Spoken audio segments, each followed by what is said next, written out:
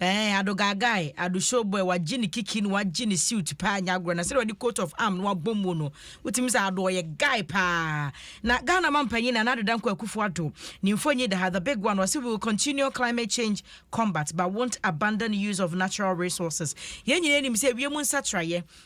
ba e wo bre nsuo to bre wi abone ade na se na se ya adane eduru se akuafo pensu a ensuo ne ma wo madua mo no a ya ban bo se nsuo na to na akotua fa na yenim se ozone layer ne ze dem se atete wi adane crazy gens na mampanyina tumi akopie mu e wa brochime mu a wo mo kwa kore kon be fa so climate change won sensem wo mo betumi adi won komo no ochire mu se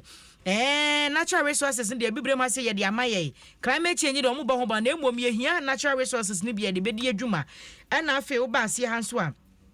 offense on kenken so kwantempon so eno akomadan enkwanhie siye emeja eto baas ba ko manipa makomako nsia hye dwere ya omamu da hokora busuan ntumi hunu so omodi hye ni no emu nsem Ghanaian Times do bokwata no emu enra so Ghana Police Service mpanimfo di djuma so no pa na aposifo makomako duba kwa wo monam wadjuma so to na nanom wonse do no abusua traditional councilors na nanom atrankonwa na afi mampanyina be de akire ne gina Ghana ban na emu no de flowers ekoto wo mo na so yenkaye edi amomo Ghanaian Times do bokwata no edi mu amane no aba daily graphic nsuni Ghana mampanyini busa se ama hodo o mo hye Ghana bo se bia bu esi afi bia bebre mo bia $100,000 amane droso sa amane na nya bia wo busa se sa abosha no mo hye Ghana no ewo henfa mampanyini na ebusa sa ensemi na afi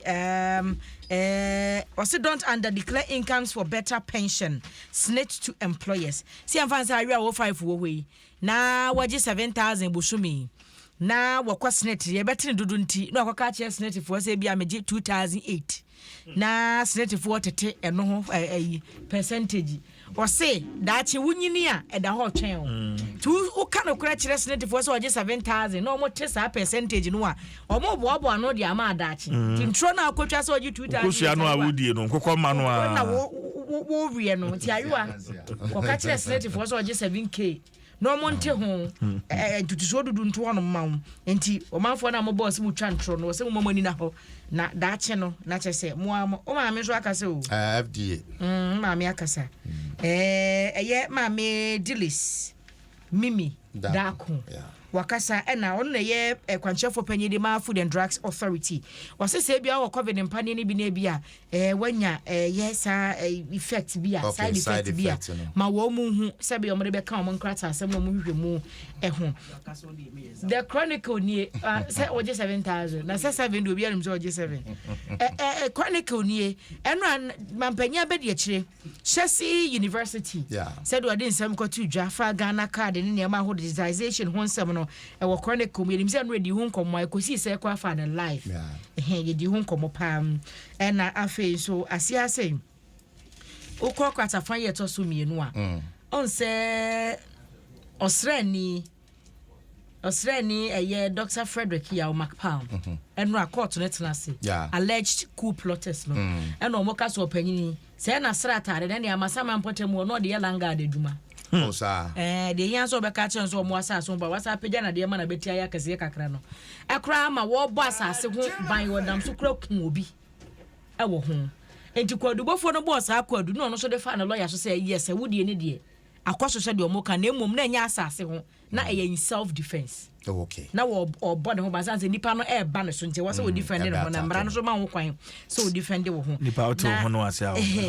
Albert Kanda pass wakasa National Security Minister was say by the end of the year 432 police stations between your CCTV cameras say be ya na me etwagu ho no no womu ebetumi ehu daily guide me dey sorry so big one was Juaben MCE in bribe scandal arrested by police say metumi akasa no right na midday news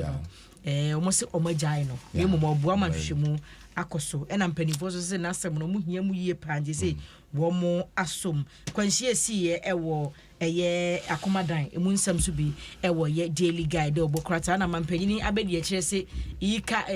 Ghana card enche ebe e-passport over 190 something countries betumi are recognized na over 44,000 airports ebe to me are recognized emu nsam nyina ewo eye daily guide Adom online story wa impose curfew on pram Asafuache Bex Akufuado and IGP. Asafuache Latte Bantama out also 9. And what to say Rakufu Dampare say, well, and many ya one for curfew. Embeto pram. But details of the story no kwa Adom online. Obetimi anyana fe working kind story no ewo Adom online so and